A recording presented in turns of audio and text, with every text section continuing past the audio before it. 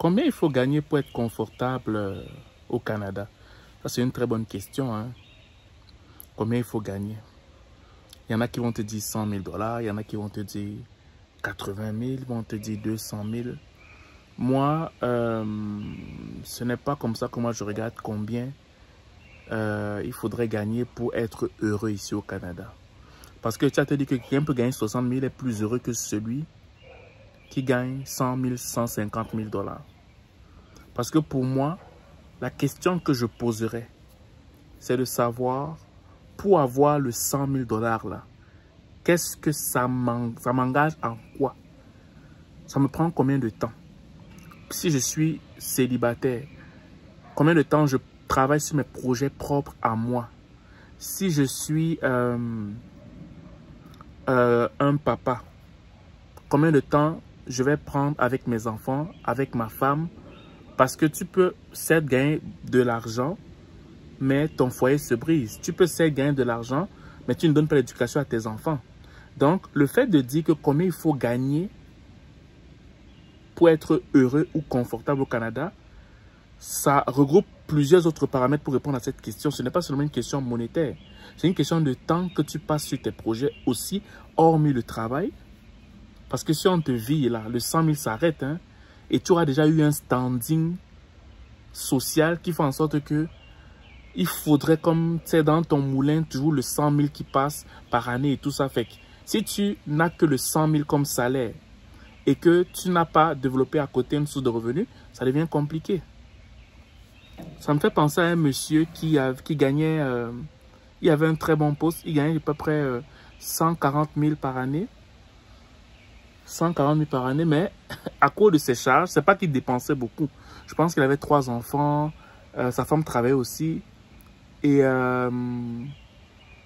il n'était pas dans le superflu, mais quand il finissait les fins de mois, le gars était obligé d'aller faire Uber. Parce qu'il dit avoir ce montant, dit que tu dois avoir une assurance aussi qui va avec. Dit aussi que genre, quand on te donne 100 000 comme ça, en net, tu vas peut-être recevoir 50 000 par année ou 60 000 par année. C'est tous ces paramètres-là qu'il faut regarder. Il ne faut pas seulement regarder au fait que genre, on te donne un gros montant. Non. Tu peux avoir un gros montant, mais tes enfants ne sont pas éduqués. Oui. Quand on intimide ton enfant à l'école, tu ne peux pas y aller. Pourquoi? Parce que l'employeur sait qu'il donne un gros montant. Ça veut dire qu'il va s'attendre plus vraiment sur toi, en fait. Il va s'attendre à un résultat beaucoup plus exigeant avec ta personne, en fait. C'est le genre que si ça traîne un peu, tu vas voir que le langage qu'on va employer envers ta personne, parce qu'on te donne un certain montant, ben ça va être beaucoup plus exigeant que quelqu'un qui a moins que toi. Donc, est-ce que quand on me donne ce montant qui est correct, qui est bien payé, est-ce que ce montant me permet de passer un temps de qualité avec ma famille? Est-ce que ce montant me permet que personnellement, je ne puisse pas seulement mourir au travail? Est-ce que ce montant fait en sorte que je puisse travailler sur mes propres projets? Si dans toutes les cases que j'ai citées, je ne peux pas les cocher, pour moi, même si on me paye 100 000, 200 000 $, ce n'est pas propice pour moi. Mais je suis certain que ce n'est pas la réalité de tout le monde, parce qu'il y en a qui vont privilégier ça, ils vont se dire que c'est pendant un temps. Non, mais je préfère avoir une famille équilibrée. Je préfère avoir une santé bonne, une bonne santé.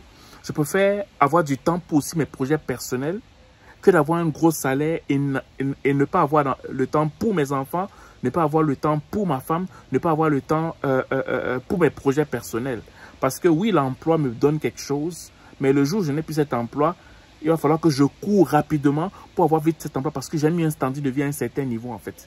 C'est ça qu'il faut aussi regarder. Donc, combien il faudrait pour bien vivre au Canada, c'est relatif parce qu'avec 60 000, tu peux bien vivre au Canada avec, si ta femme a 60 000, que toi aussi tu as 60 000, mais tu as une bonne famille, tu prends le temps avec ta famille, tu passes un temps de qualité avec ta famille, ou tu peux avoir 70 000, ou bien tu peux aussi avoir même 100 000. Si le 100 000 qu'on te donne, le 150 000, le 200 000 qu'on te donne, ça te permet d'avoir un temps de qualité avec ta famille, pourquoi pas? C'est un très bon salaire. Mais je dis juste qu'il ne faut pas seulement regarder au salaire, il faut aussi regarder si malgré le salaire, tu peux quand même faire soit du temps de qualité, passer du temps de qualité avec ta famille, être dans tes projets, ok, ou bien, je sais pas moi, passer du temps avec ta femme en fait. Parce que tu peux avoir ce bon salaire, mais tu perds ton foyer, tu perds le contrôle de ta maison, puis tu ne travailles pas sur toi-même, voilà. Donc, c'est un peu ça que je vais te dire. Donc, si tu y pensais, pense à ces paramètres avant d'accepter n'importe quel salaire. Voilà. Donc, c'est cette petite vidéo que je voulais faire pour te mettre vraiment la puce à l'oreille afin de ne pas accepter n'importe quoi sous prétexte que c'est un bon salaire, ok? Et aussi, je voulais te dire que si tu viens d'arriver au Canada et que tu aimerais avoir une famille avec toi, avec qui vous allez discuter de l'intégration au Canada, de comment ça se passe ici au Canada, ben enregistre-toi sur YouTube si tu m'écoutes en bas. Si tu m'écoutes sur YouTube, enregistre-toi sur le lien qui est en bas, sur Facebook, le lien qui est en haut. Et si tu veux venir au Canada et que tu aimerais rencontrer un consultant d'immigration qui est reconnu par le Québec et le Canada, qui est crédible, ben écris-moi en aparté, je te mets en relation avec ce consultant d'immigration. Et on a une rencontre en présentiel en septembre.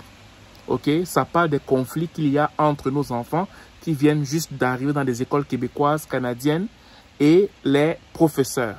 Parce que parfois, il y a des conflits culturels qui font en sorte que les professeurs ne comprennent pas des fois les faits et gestes de nos enfants. Fait que c'est de ça dont on va parler durant la rencontre en présentiel en septembre. Donc, si ça t'intéresse, prends le billet qui est en bas sur YouTube ou sur Facebook qui est en haut. Voilà. Donc, c'est ce que je vais te dire aujourd'hui. Je te passe une belle journée, une belle soirée dépendant du lieu où tu m'écoutes.